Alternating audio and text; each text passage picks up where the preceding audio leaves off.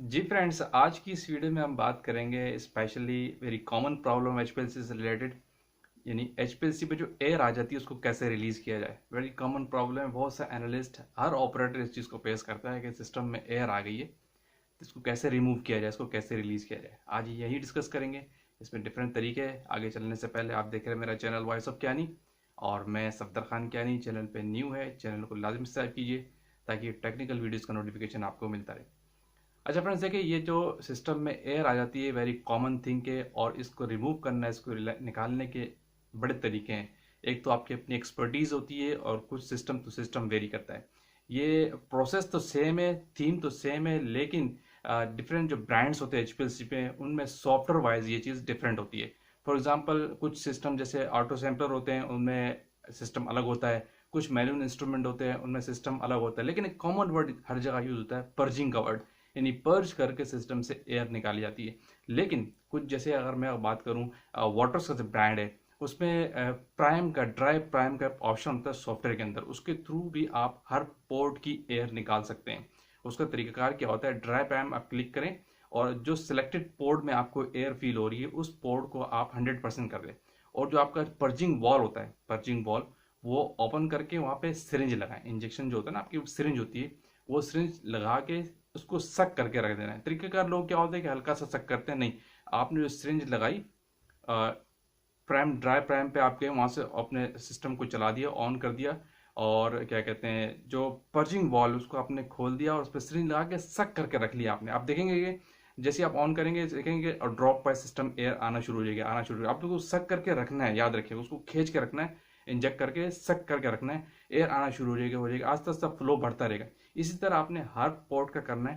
तो इस तरीके से आपके सिस्टम की एयर रिलीज हो जाती है। और आप उसको इसको जस्टिफाई कंफर्म कैसे करें, जब आप देखेंगे आपके सिस्टम के अंदर जब आप दोबारा ऑन करेंगे, उसको सिस्टम को अलाइन करेंगे तो, और पर्जिंग के बाद या ड्राई प्राइम के बाद, तो सिस्टम में जो प्रेशर है वो बिल्ड होना शुरू हो जाएगा। क्योंकि जब सिस्टम का आपका प्रेशर बिल्कुल डाउन हो जाता है, लेट सपोज आपने 1 ml पे चला रहे हैं, 2 ml पे भी चला रहे हैं, तो सिस्टम में प्रेशर ही नहीं आ रहा, इट मीन्स कि सिस्टम में डेफिनेटली एयर आ चुकी है। इस तरीके से आप सिस्टम से एयर निकाल सकते हैं। वेरी सिंपल, आप पर्जिंग के तरीके से एयर निकालते हैं। अच्छा, वाटर के अंदर एक चीज और है, वाटर का जो ब्रांड है, उस पर प्रैप का ऑप्शन होता है। कोई भी सिस्टम आप यूनियन उसके लगा के, कॉलम लगा के नहीं, उसमें आप यूनियन लगाएं कॉलम, कॉलम की जगह पे। और सिस्टम में ऑटोमेटिक सिस्टम होता है प्रैप का। आप प्रैप करते हो, सिस्टम ऑटोमेटिकली 2 से 3 मिनट तक, 5 मिनट तक हाई फ्लो रेट पे चलता है। इससे भी क्या होता है, सिस्टम में ट्यूबिंग में कहीं भी किसी भी जगह पे एयर एयर रिलीज है, वो सिस्टम को हार्मोनाइज कर देता है। इससे भी आपकी एयर निकल जाती है। इसलिए रिकमेंडेड वाटर सिस्टम में यही है कि आप जब भी आप चलाएं सिस्टम को पहले प्रैप करें। इससे आप एयर से बच जाते हैं, सिस्टम में एयर नहीं आती। इसी तरह अगर और कोई आपका मैनुअल एचपीएलसी है, कोई कॉमन सा एचपीएलसी है, तो उसमें भी अगर आपने पोर्ट के जरिए एयर निकालने, तो वेरी सिंपल तरीका यही है, सिस्टम को आप हाई फ्लोर पे करें, उसको पर्जिंग वाला वॉल ऑन करें और सिस्टम को वही सिरिंज से सक करें। सिस्टम को हाई प्रेशर पे चलाएं, थोड़ा फ्लो रेट हाई करके, और सक करें पर्ज वॉल से, पर्ज वॉल ऑन करके हाई प्रेशर ऑन करके सक करें। क्योंकि मैनुअल जो स्पेल्स होते हैं उनमें एक ही पोर्ट होती है, पोर्ट ए से चल रहा होता है ज़्यादातर, तो उससे आप सक करेंगे तो एयर आपकी रिलीज हो जाती है और प्रेशर आपका आपका बिल्ड हो जाता है, इसका मतलब सिस्टम से एयर अलाइन हो गए।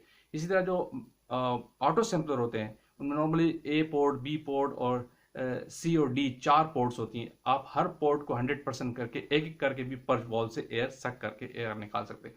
ये वेरी सिंपल तरीका है, वेरी कॉमन है। आप कॉलम हटा दें और हाई प्रेशर करके देखें और सिस्टम से एयर निकालें, आपको पता चल जाता है। इसी तरह अगर एयर आपकी कॉलम से आगे डिटेक्टर में चलेगी तो भी पर्जिंग वॉल के थ्रू आप निकाल सकते हैं। और फिर उसके लिए क्राइटेरिया और है, अगर आप फ्लो सेल की तरफ या ट्यूबिंग से आगे सिस्टम में कहीं और ट्यूबिंग में एयर है, तो फिर आप फ्लो सेल के प्रेशर पे देखते, फिर आप मैनुअल सप्लायर देखें, ब्रांड आपका देखें कि फ्लो सेल का एक particular flow rate, particular pressure required होता है।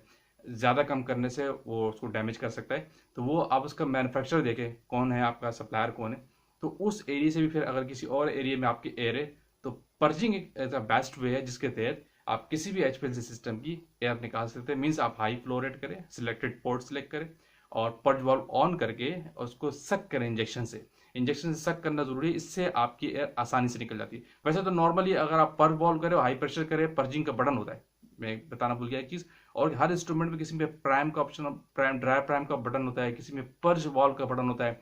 ये ब्रांड टू ब्रांड वेरी करेगा।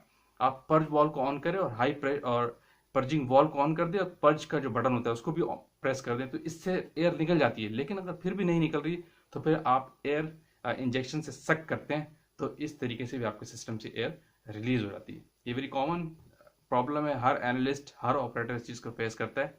तो इसी तरीके से हमेशा सिस्टम से एयर निकाली जाती है। Thank you for watching. अल्लाह हाफिज़।